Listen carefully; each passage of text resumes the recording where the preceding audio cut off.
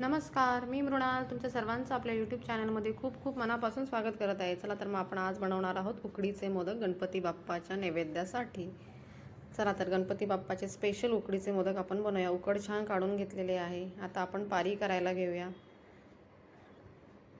बघा आता पारी आपण छान करून घेऊया.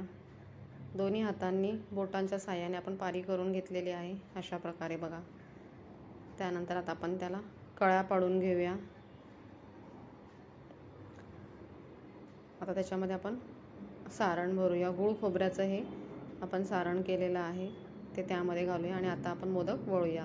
तुम्ही जर ह्या यूट्यूब चॅनलवरती जर नवीन असाल तर आपल्या यूट्यूब चॅनलला सबस्क्राईब करा, नोटिफिकेशन हे ऑन करा, लाईक शेअर आणि कमेंट्स करा. बघा आपले उकडीचे मोदक तयार आहेत. अशा प्रकारे आपले उकडीचे मोदक हे बाप्पासाठी रेडी आहेत. बाय, धन्यवाद.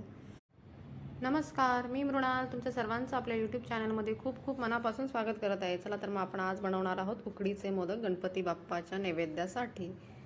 चला तर गणपती बाप्पाचे स्पेशल उकडीचे मोदक आपण बनवूया. उकड छान काढून घेतलेले आहे. आता आपण पारी करायला घेऊया.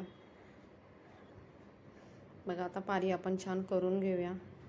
दोन्ही हातांनी बोटांच्या साहाय्याने आपण पारी करून घेतलेली आहे अशा प्रकारे बघा. त्यानंतर आता आपण त्याला कळ्या पाडून घेऊया.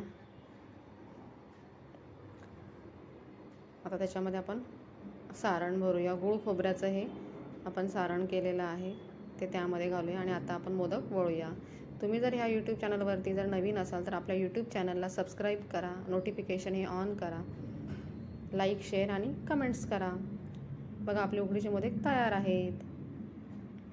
अशा प्रकारे आपले उकडीचे मोदक हे बाप्पासाठी रेडी आहेत. बाय, धन्यवाद.